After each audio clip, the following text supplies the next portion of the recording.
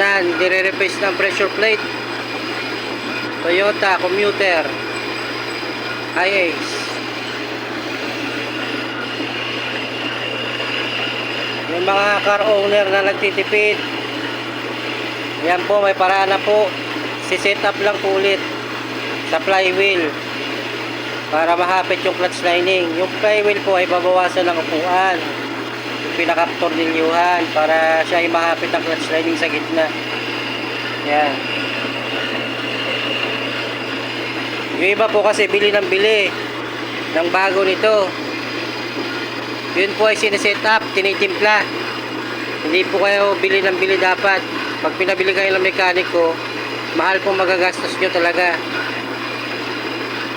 Kailangan po ng mekaniko kakumbay ng machine shop para sa mga gawain na ganito, para alam mo kung paano mga gagawin,